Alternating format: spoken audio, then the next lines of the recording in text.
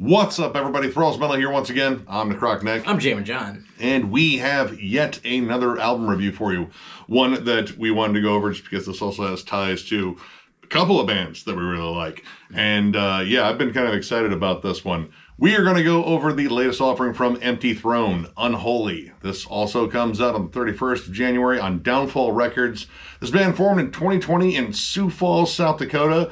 But technically, also you have members from California and Arizona in there too, I believe. It's kind of got a bit of a rotating lineup. This is their first full-length overall. I got into them with their EP, Glossolalia, or however you say that.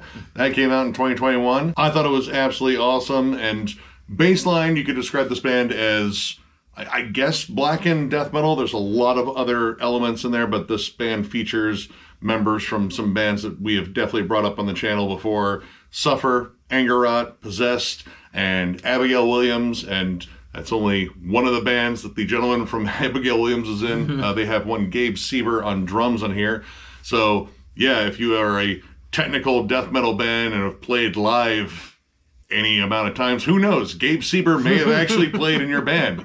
He just seems to play with everyone. This is my first time hearing this band, surprise, surprise, but I'm into all the bands that the members are in, so, I mean, you know, it was kind of a no-brainer anyway. You know, both of us are giant Suffer fans, and Abigail Williams, and Decrepit Birth, and Anger Rot, and, you know, Possessed. So, I mean, I kind of already knew what I was getting into anyway, but not really at the same time. Me, even like being a fan of the EP, I feel like this is definitely, you know, a bit of an evolution in this band's sound. Again, blackened death metal kind of describes this. It's definitely an element on here, but this also has elements of melodic death metal, thrash metal, God, I would even say like more melodic black metal too.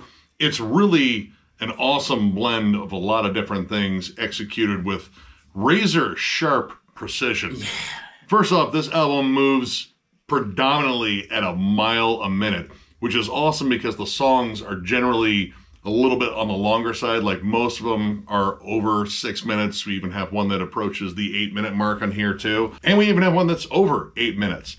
But much like a band that I'm definitely going to compare this to, they keep these songs moving with lots of killer dynamics, lead play, harmonies, riff changes, insane drum work, and a lot of this reminded me immediately of Vital Remains, specifically Dechristenize, because that album's like pretty much the GOAT in my mind in terms of Vital Remains. I know I love all their albums, but that album in particular. The vocals play a big part in this, true. I immediately drew comparison to a Mr. Glenn Benton from Deicide and Vital Remains, but they shift around a whole bunch, much like this whole record does, so you can't solely put them in that camp, but you'll get the idea real quick. The opening track, right away, I mean, it's hard not to get Deicide vibes because it is blasty, lots of machine gun thrash riffs. And I really wasn't expecting anything this thrashy right out of the gate. Like, I was expecting, again, like blackened death metal, like a little bit more atmosphere, a little cold and dark, and this song is just flat out aggressive and moves at like Mach 10 throughout like the entire song. Like Gabe is doing like light speed blast beats, and it's being matched by the band too. Like they're all flying. Everybody is on point with everybody here. The syncopation with this kind of precision, to me, is insane because nobody skips a beat at all. There is no real slowdown on this album. You get like groovy pockets, but believe me, like they're just waiting to go fast again, and they excelled it, but that also keeps these songs moving because, again, they are rather long. The opening track is technically one of the shorter ones, and it's over 6 minutes. But as this album went on, this is where like a lot of those different elements really started showing up. Like I really didn't get a lot of like black metal vibes until I got down to like My Flesh, The Temptation, and the last track, Abbey of Thelema. Those two songs definitely had more of a blackened tinge to them. You have the icy cold tremolos and like some dissection-esque sort of riffs in there.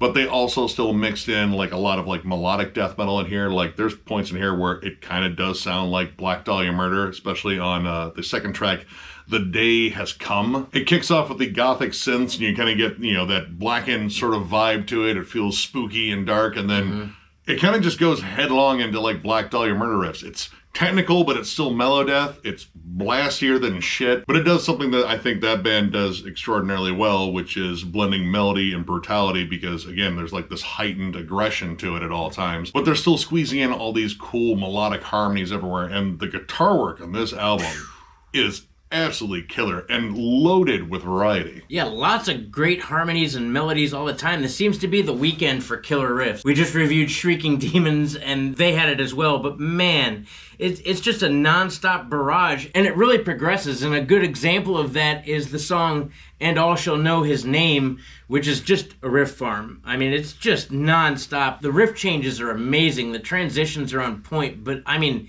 it's non-stop melody and harmony, like, the whole time. Outside of a really awesome fucking beat-down chug moment, we're talking just straight melody and harmony non-stop. They got great crawling riffs, and, like, I like how they don't immediately harmonize thing. It's yet another one of these bands where they let the riff breathe a little bit before they throw in harmonies. Tons of melodic tremolos. Like, Yep. you know, they're actually just beautiful, and it's kind of interesting because, like, this album is pretty brutal at all times. Like, it's just kind of like on the nose, fast, aggressive, but they squeeze in a lot of melody, and you get this really cool give and take, especially in this song in particular, because it bounces back between these, again, killer riff changes that are almost like stylistic changes. Like, you get the black metal elements, you know, the more mellow death elements, the thrashy breakdown on that song. One of my favorite moments on this album. They just kind of lock on this groove and chug it up and just kind of have fun with the riff and the rhythm. Like, they'll change the syncopation a little bit. But it's like this big instrumental break. I think it's mostly instrumental. Like, there's some vocals, but mostly it's just like the, you know, headbanging moment where they pretty much do this in the air. It's like, yeah, come on, get in there, meatheads.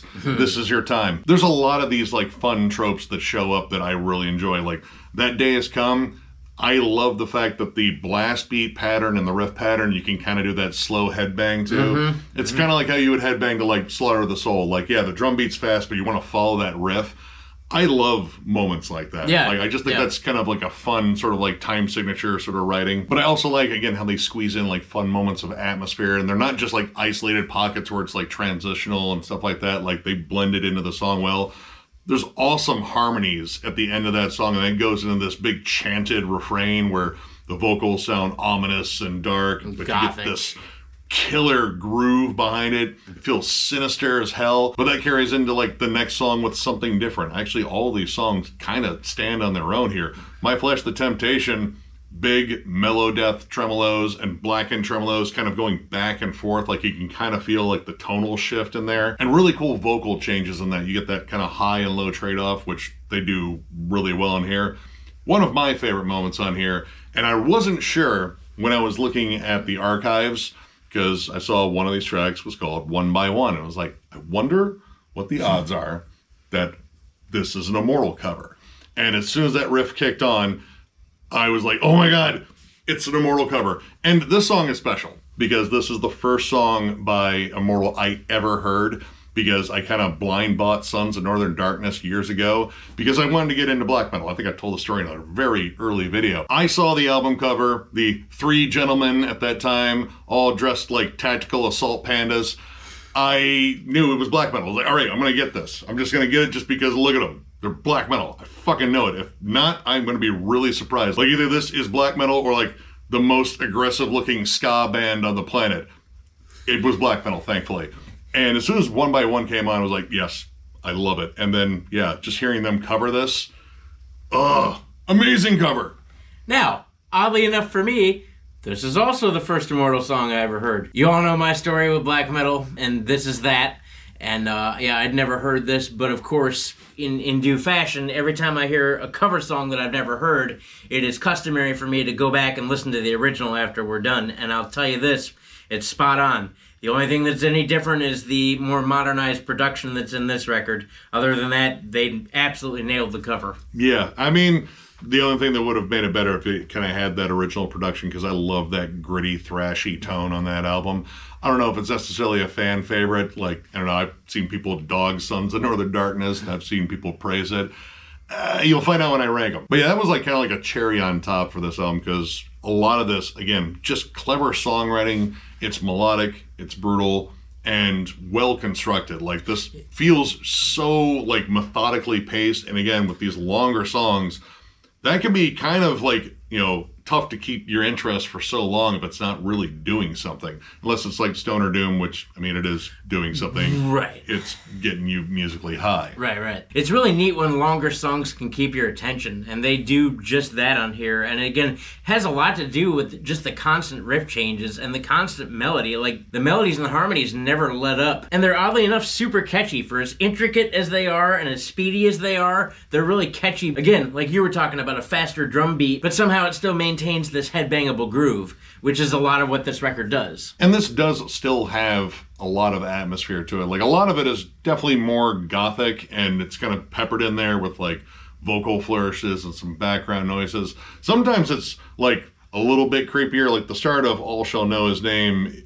I don't know what like sounds there are. They're looped weird noises. It sounds like Darth Vader, but he's not doing very well with the repeated breathing, like after he just got the shit kicked out of him by Luke. Well, whatever it is, it's played backwards, and actually it is mentioned later in the song. If you listen to the lyrics, he mentions at one point a ghoul played backwards or something like that. Oh. It's in there. So whatever it is played backwards. It's creepy moaning and whispering and some sort of odd chant. I don't know. It's kind of unsettling.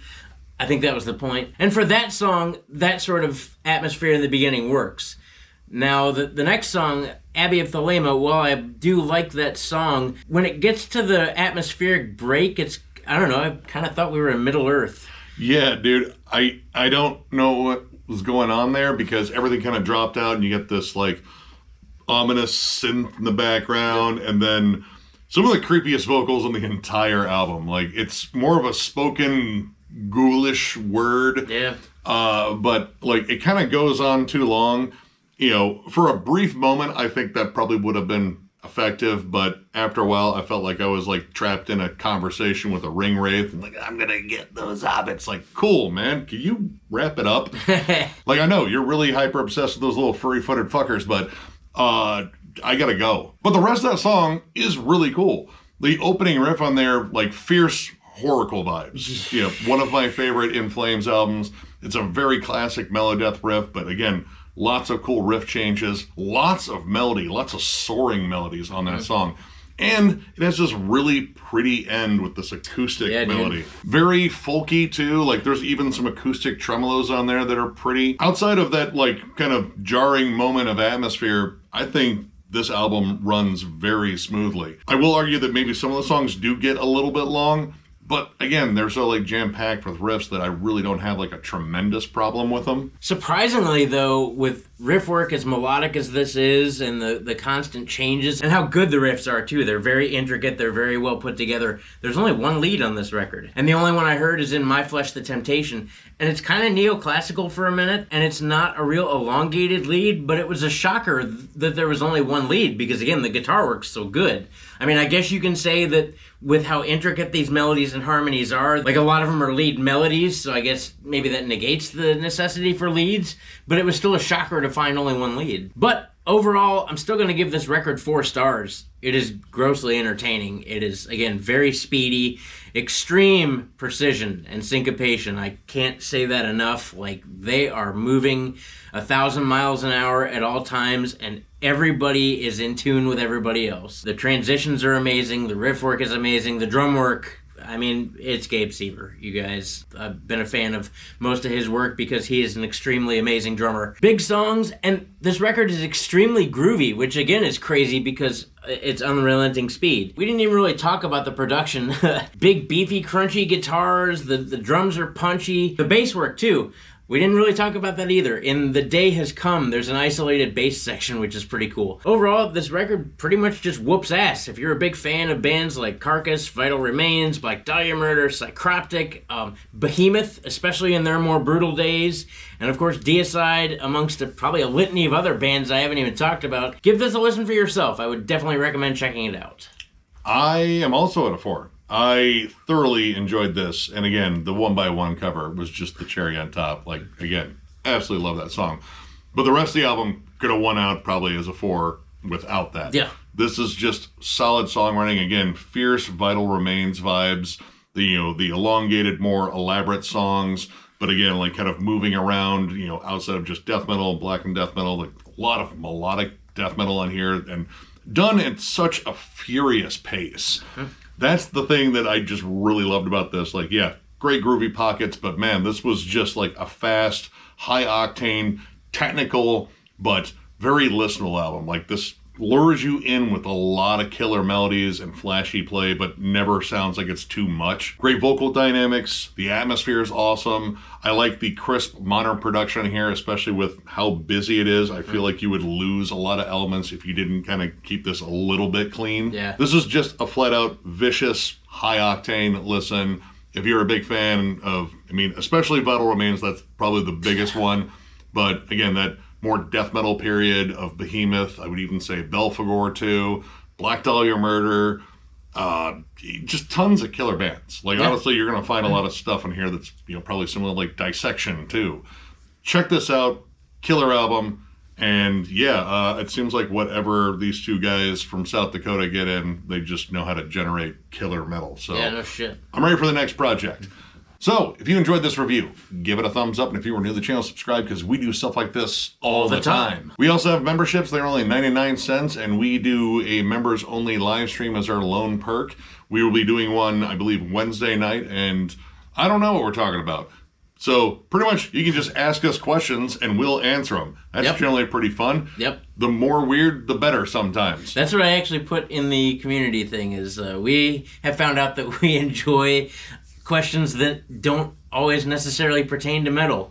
Like, people keep asking us food questions, and we're both foodies, because look at that. Yeah, ask us whatever you want. We don't give a shit. You guys are the members. You guys pretty much control it. We're just there. Yeah, but memberships are the main way to support the channel. We also still have our store, thrallsmetal.com, with our t-shirts and hats. That is linked down below in the video description. And of course, again, the join button is down below someplace. If you would like to become a member of the channel, that would be fucking sweet. And as always, tons of metal all the time. Album reviews, discography rankings. We got At the Gates coming up next, which is going to be pretty cool. Tons of segments. Is it metal? Is it not metal? States of Metal. Nick's never-ending collection updates. What's John Jamming is coming back. I promise. It's been a crazy couple months. We had to get through the stupid-ass Motley Crue ranking and then work and blah, blah, blah. It's coming. I promise it's coming. Anyway, all good stuff all the time, and we do it all for you guys because we genuinely appreciate all of our subscribers and our followers and all the friends we've made. We've met some incredible people through this channel. It's been crazy. All of what we do here, we do for you guys. Thank you. Yeah, you guys absolutely roll. Tons of content coming your way. So one more big thank you, because you guys are absolutely awesome, and we will catch you later.